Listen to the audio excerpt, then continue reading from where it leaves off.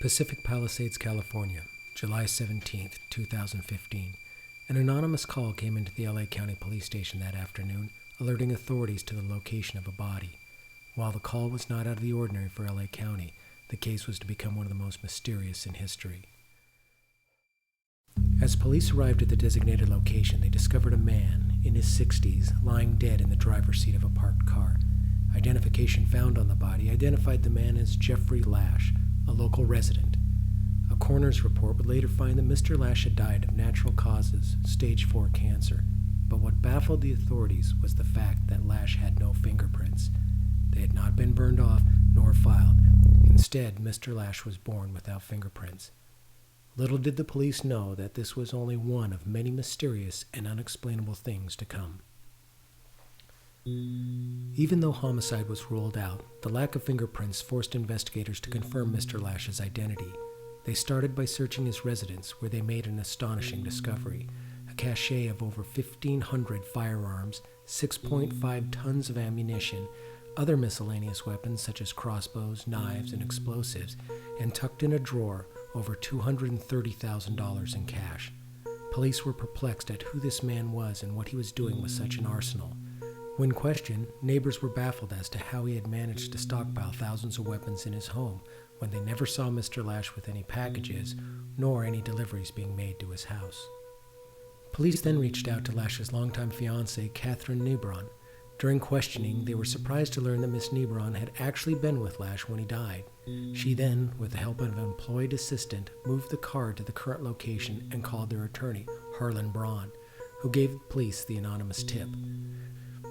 According to the attorney, Lash became ill in the parking lot of a Santa Monica grocery store and died soon after, despite the efforts of Miss Nebron to resuscitate him. The attorney continued, saying that Lash had told Nebron not to call 911. When Miss Nebron was asked why he would make that request, her answer stunned police. Miss Nebron told authorities that Jeffrey Lash was employed by the shadow government as an intelligence officer. His assignment was to accumulate weapons, cash, and vehicles for an upcoming mission to save the world.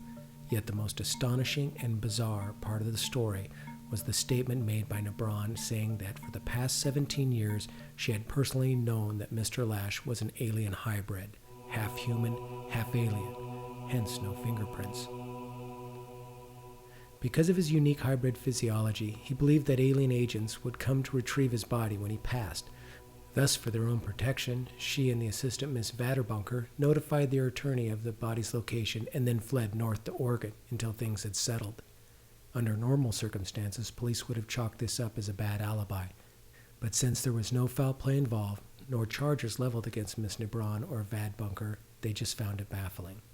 Upon further investigation of Vadebunker's status as an employed assistant to Mr. Lash, people learned that her job function was to locate and secure storage facilities for his arsenal.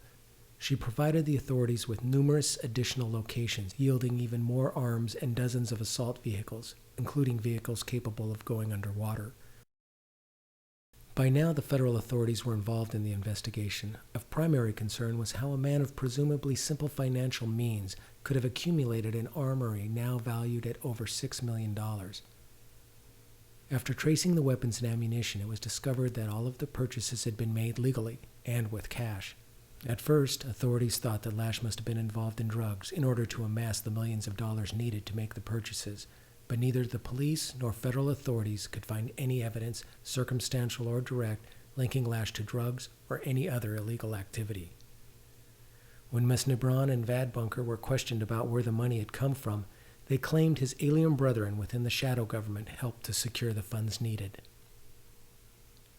We may never know who Jeffrey Lash was or how he paid for what amounts to be one of the largest personal armories in U.S. history, but in a weird twist, it was later discovered that Jeffrey Lash was the son of Joseph Lash, who collaborated with Dr. Elmer Belt, the famed doctor who pioneered sex-change surgery techniques. Is this a strange coincidence, or a link to the alien hybrid origin that Mr. Lash claimed? The federal authorities have taken the stance to no longer comment on the case, or even to confirm if there's an ongoing investigation, making the mystery of Jeffrey Lash one of the most enigmatic stories in history.